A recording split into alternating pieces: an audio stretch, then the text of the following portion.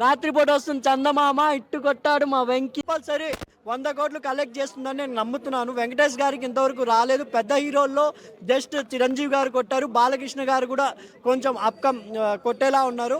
నిజంగా ఈ Sankranti winner family movie అండి. సంక్రాంతికి వస్తున్నాం, డెఫినెట్లీ సంక్రాంతి విన్నర్ అనిల్ రావిపూడి గారికి హ్యాట్సాప్ చెప్పాలి. ఇంకా సినిమాలో హైలైట్స్ అంటే ఒక చిన్న బుడ్డోడు ఉన్నాడు భయ్య, అతనైతే నిజంగా వెంకటేష్ గారి అబ్బాయి. అతని కామెడీ అయితే పీక్గా ఉంది.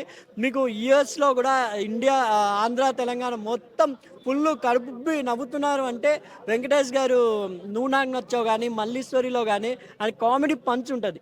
ఎలా పంచెస్ అంటే దీంట్లో కూడా అలా పంచెస్ చాలా ఉన్నాయి. నిజంగా టైలర్లో మనకు వెంకటేష్ గారు ఎలా చెప్పారో, మీరు పెళ్ళైన వాళ్ళైతే, మీకు పెళ్ళైందా భయ్య? మీ వైఫ్తో తీసుకున్నాకండి, మీ ఎక్స్ గర్ల్ ఫ్రెండ్ గురించి అడుగుతారు కంపల్సరీ.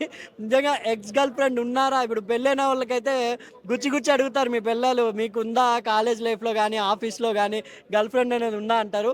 నిజంగా ఒక మెసేజ్ ఓరియంటెడ్తో పాటు ఫుల్ కడుపుబ్బా నవ్విస్తారు.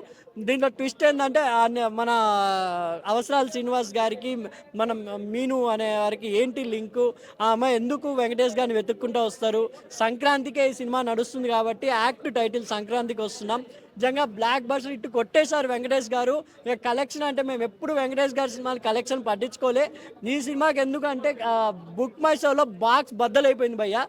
నిజంగా స్ట్రైక్ రేట్ అంటే 441కి 441 అంటే ఏదో మార్క్స్ 100 వచ్చినట్టు.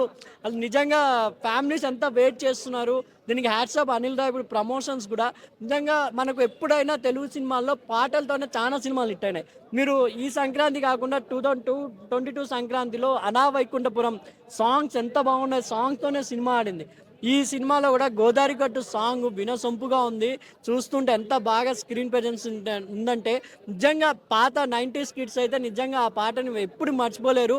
2 years వరకు ఈ సినిమాలో సాంగ్స్ మీకు వినపడుతూనే ఉంటాయని నేను హ్యాట్సాప్ చెప్పాలి.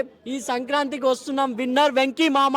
రాత్రిపూట వస్తుంది చందమామ ఇట్టు కొట్టాడు మా వెంకీ మామ. సినిమా అయితే పక్క బ్లాక్ బస్టర్. సంక్రాంతికి అయితే అంటే నేను నవ్వుకునే స్టార్ట్ చేశాను ఈరోజు సంక్రాంతి మార్నింగ్. సో ఎవరైతే లోపల వెళ్తారో పక్క నవ్వుకొనే వస్తారు బయటికి. మొత్తం ఫ్యామిలీతో చూసే సినిమా ఇది. యూత్కి ఒక మెసేజ్ దొరుకుతుంది ఈ సినిమా చూస్తే. సో ఇద్దరు హీరోయిన్స్ కానీ, ఆ యాక్టింగ్ కానీ, కామెడీ కానీ, డ్యాన్స్ కానీ మొత్తం బాగున్నాయి. మళ్ళీ బయట లొకేషన్స్ ఇవన్నీ చాలా పర్ఫెక్ట్గా తీశారు సినిమా. సో నేనైతే నాకు బాగా నచ్చింది. అదే లోపల వేసాను, బయట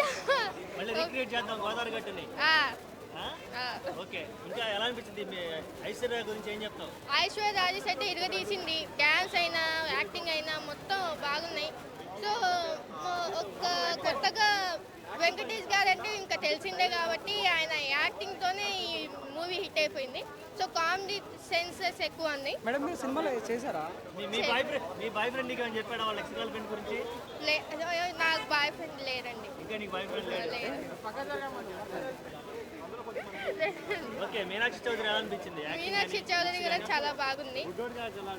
ఆయనదైతే ఇంకా క్యూట్ గా ఉన్నారు. చాలా బాగుంది. ఓకే, మొత్తం పర్ఫెక్ట్ ఉంది. అంటే ఇది కొత్తగా అనిపించింది స్టోరీ. సో కొంతమందికి పెళ్ళి అయిన తర్వాత చెప్పుకునే ధైర్యం ఉండదు కాబట్టి ఈ సినిమా చూసి ధైర్యం పెంచుకోవాలి. ఈ సినిమా చూసి